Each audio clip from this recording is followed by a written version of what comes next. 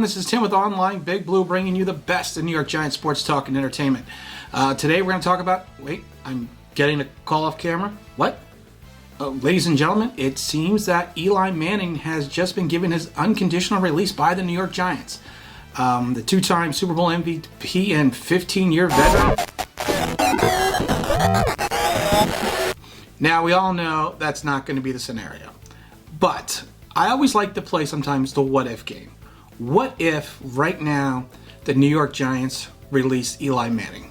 What would be the ramifications, and what would our season look like, and what would the rest of the league look like? Let's take a look first from the Giants' perspective.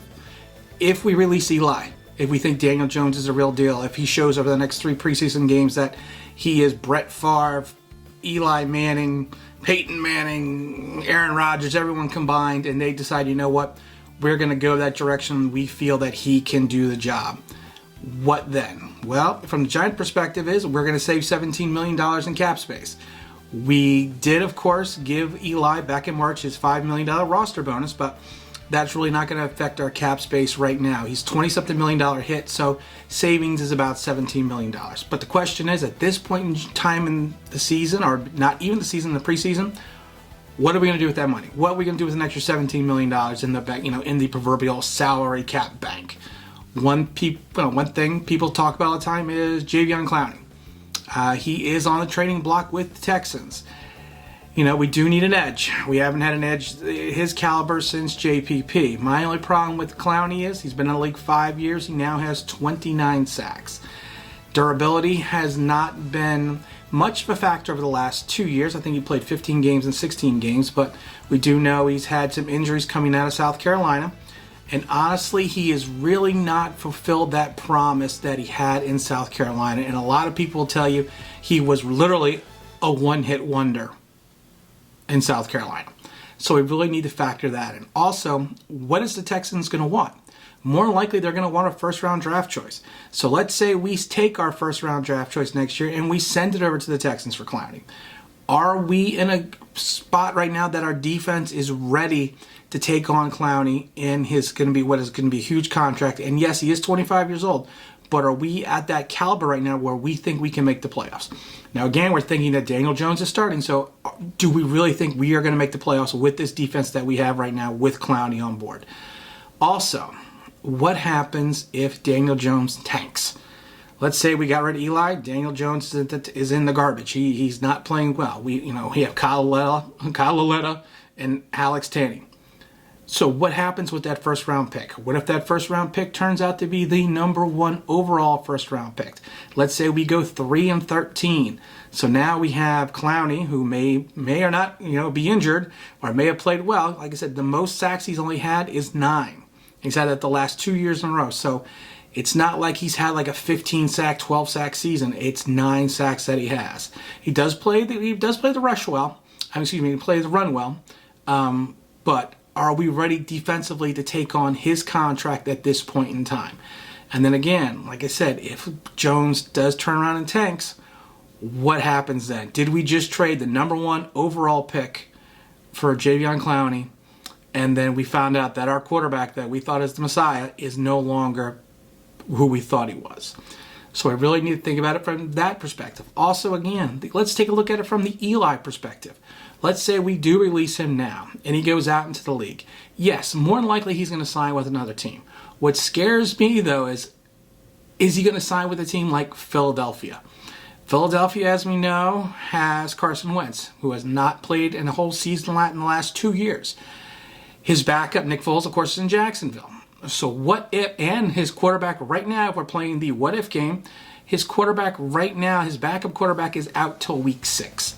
So let's say he goes and signs with Philadelphia. And let's say Wentz gets hurt. With that defense, that offensive line, and some of the receivers that they have, it would not be out of the question that Eli might have a resurgence in his career and turn it all around and turn around against the Giants. And what a killer would that be? Also, let's take a look at the Redskins. Yes, they have Case Keenum. They have Dwayne Haskins. What happens, though, if Keenum is released and Haskins is a bust? Eli's sitting there. He's waiting in the wings. And again, go against Giants up in the East.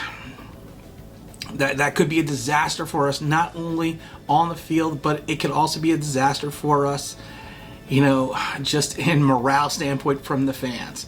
So we really got to take a look at it from that perspective as well. Honestly, like I said, the best perspective that we have right now would always be to keep Eli on the team. Maybe he does not start every game this season. Maybe he goes against Mara and he turns around, and we see Jones for 8 games, which I do not have a problem with. It could be the 2004 Kurt Warner situation all over again. I don't think Eli has a problem with that. I think Eli just wants a shot to play. So the problem is we really do need to focus on what we have in front of us. Right now we have an offensive line that I think can carry us a little bit. I think that'll help with the run, and I believe it'll also help with the pass. Now, we're playing the what-if game that Eli is released, and we have Jones, and let's say Jones does not play up to spec. That offensive line is not the youngest in the world. We got a couple guys over 30. So, again, are we wasting those years, or this year, again, we're playing the what if Eli's gone factor.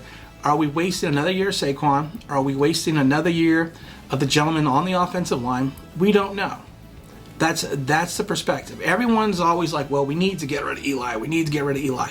Problem is, Eli's been around for 14 years. Everyone knows what Eli is. If you take a look at his stats from last year, again, they were not horrible. He was not horrible on a bad team. He was not the only reason why we lost games. We did play better at the last 4 or 5 games at the end of the season when we lost Odell, which I think is very interesting because of the fact that he was able to spread the ball around. He wasn't focusing on getting Odell the ball because Odell needs to be happy. So, we just need to sit down and focus on this season right here with Eli. This is probably going to be his last year. I mean, he is making $20-something million this year. Unless he has a breakthrough performance, this is probably it for Eli and the Giants. So 15 years, 2 Super Bowls, 2 Super Bowl MVPs. He'll probably be in the top 5 every single passing record in the league. And I know people say, well, what about interceptions? He's only like 23rd on that list. And if you take a look at that list, most of the people above him are in the Hall of Fame. So we can't really go by, well, he's an injury-prone quarterback. He's also played in the Kevin Gilbride system where you were just a gunner. You were slinging. You were throwing it down the field. People seem to forget that. But we need to focus on what Eli is going to be this year and how Eli is going to play this year. I hope, in some regards, we see Daniel Jones this year. I would like to see what he has. He looked good for his 5-for-5 performance. I was cheering just as well, and if you watch the video we had from the Coaches Club, you could see how the crowd reacted to when he came in to how Eli came into the game. So you know right now who's the fan favorite, but the rookie quarterback is always the fan favorite in preseason, and the backup quarterback is always the fan favorite when you're not winning. So we just need to slow down again, take a deep breath, see what Eli's got left. Hopefully we go 10-6, 9-10. We're in the playoff hunt, and we don't see a lot of Jones, but let's see what Eli let's see what Eli has left, and let's not really kind of focus on what he isn't anymore because he's not the quarterback he was in 2011. We all know that. But you know what? I think with the offensive line, a decent wide receiving core, Saquon Barkley, we could put up some points this year. Defense, again, I am worried about. We'll see what happens, but we just kind of need to focus on the Eli factor. Hopefully he can lead us. Hopefully he can drive us. Hopefully he can be that driving force again for one more year. And then let's see what Daniel Jones has behind him. I am a Daniel Jones fan. Like I said, I was a fan with him at Duke. I did watch quite a number of his games at Duke this year. Not because I thought he was going to go with the Giants, because it was on the SEC package on my TV, so on my satellite. So I mean, it was either here nor there. He did have a lot of drops out there last year. I think he had 48. It was most in the NCAA.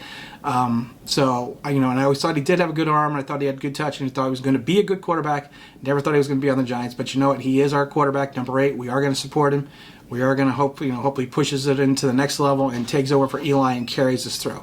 Again, this is Tim with Online Big Blue, thanking you for watching. We have now up to 500 subscribers, and we did our Super Bowl ring giveaway. We announced the winner on Twitter. The winner is Dude Harley 88. His rings have already gone out, and we have confirmation that he has received them. And hopefully, we're going to do a thank you video from him.